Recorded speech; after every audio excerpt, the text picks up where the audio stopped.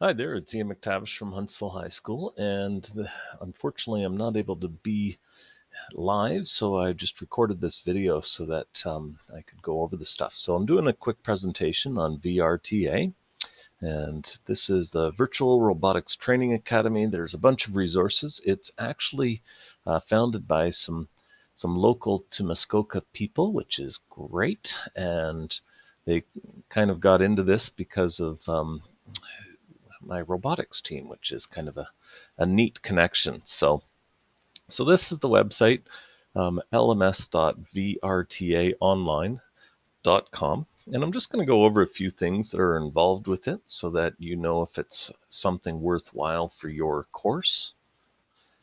And I'm just going to.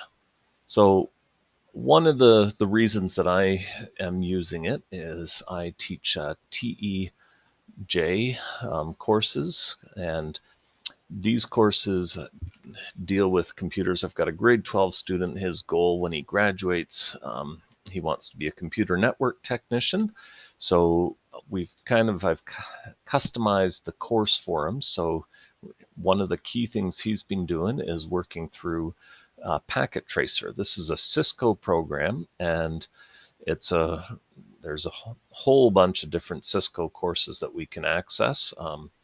And with the Packet Tracer, as you can see, it's software, and the biggest barrier is that it's Windows software. And with the VRTA, basically, we can run it in a browser, which allows the student to work on it on his Chromebook, which really opens up some opportunities for him. So that's what he's working on.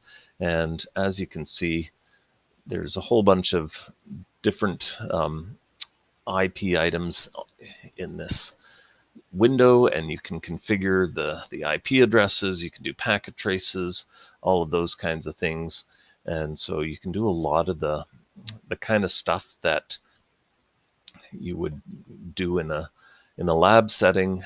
But if we're learning in lockdown or anything like that, this allows the student to do it. So that is the terminal session for the packet tracer. I'm just going to end that session. And this is just one of the activities in it. So you just work through the steps and stuff. And my students really enjoyed doing it. He's really liking it. And I'm just on the main VRTA screen. And as you can see, there's a whole bunch of different things that are available. The other key thing that I am playing around with is this pick and place challenge. I'm going to probably do this with some of my grade 9 courses, and there's a little video lesson, and there's some special functions, and you can launch the simulator. And I'm just going to show you what this looks like. So this is basically where you can program a robot arm, and there's a series of different challenges and everything, and it's using the Python programming language. And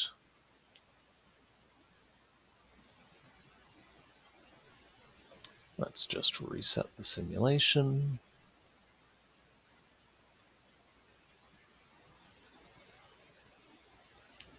Just open up this notebook and we can get started.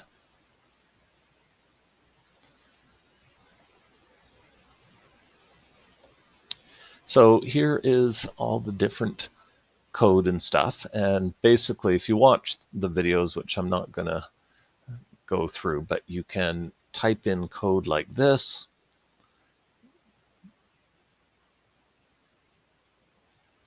And this code, if you run it, will then, robot is not defined, so I need to define the robot to begin with.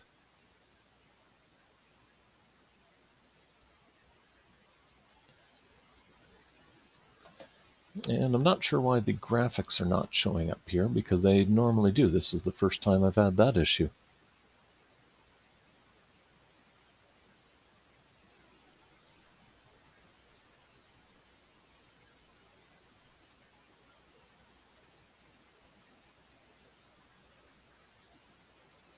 And you gotta love that. Just gonna try that again.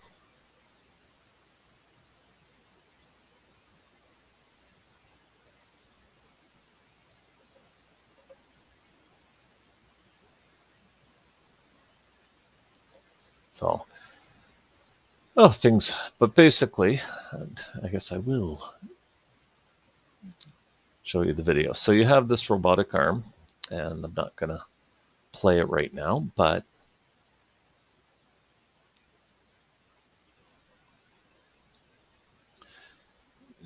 you can see the situation. You've got these boxes, and you've got to program the robot arm to drop in this box. So that's my goal, is to use this with some of my grade 9 students. Unfortunately, I'm not going to have them till I think quadmester 3.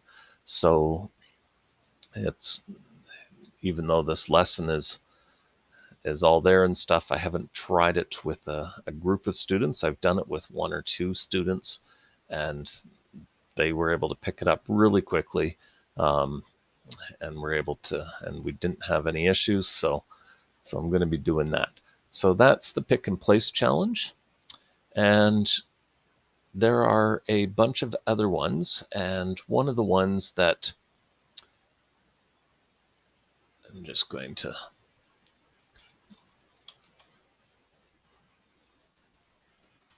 so for the math teachers, basics in Python, this might be really, really useful. And basically, there's a whole bunch of different coding sessions for Python. I teach computer science. It's similar to other things that I've seen, and you can type in your code and you can run it right in the browser. So for somebody that is trying to do programming for the first time, this might be really, really useful. I've taught programming for a number of years and kind of already have my lessons canned. So it's, for me, it's not a huge advantage because I've already got everything that I need. But if you're new, this is a really good kind of setup and everything. So the Python programming language, you can see how it's set up is that you have an overview and it explains it, and then you have the instructions and your output. And if you're having trouble, you can reveal the solution. And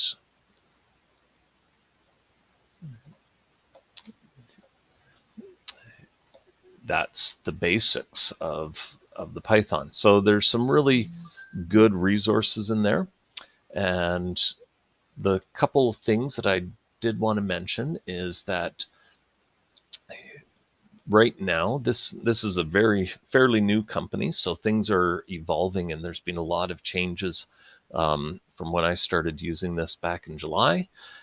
So some of the things that they've told me is they are building in a student tracking so that the teacher can pull up their students and see their progress, which is great. They don't have that in there yet because they want to make sure they're hitting all the security issues and making sure that everything is really, really locked down that way. And so that's one of those things where if you see stuff and you're going, oh, but it doesn't have that, well, check it in a bit. They're working on this. It's a local company, and it's pretty cool to have that kind of option. Now, for me, the first question is always pricing. So I got them to send me their pricing list, and a couple things that I wanted to mention with pricing. Number one, there are organizations out there that have grants that can cover the pricing for this kind of stuff. So if you are going like, oh, I'd like to do it, but I don't know where I'm going to get the money from, talk to VRTA to begin with, and they can help you identify some of those things. I've been able to get a grant that's covered the cost for my registration, so it's not out of my classroom budget at all. It's a grant that covers it. And there's basically, so you've got your boot camp, which is $5 per student, and that's if you want to do the Python boot camp. So this would be really good for introducing programming to students and everything.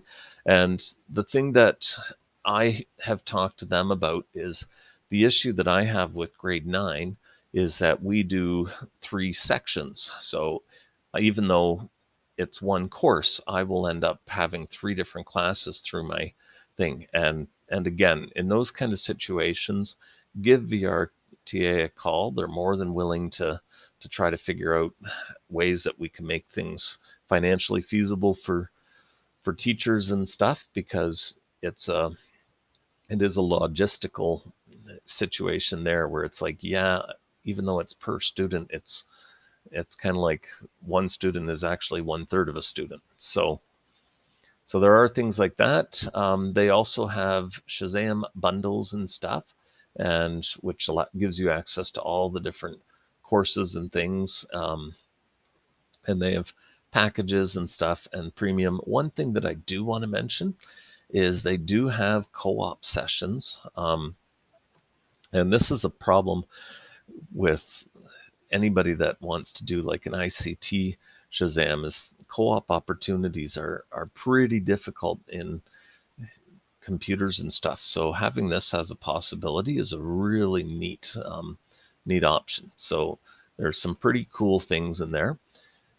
If you are interested in this and want me to spend a little bit more time on any of these kinds of activities that are in here, just let me know. I'm happy to go over some of the stuff and to show you some of the things that I'm doing with it and that the students are doing, and reach out to VRTA. If you go to the VRTA website, you can easily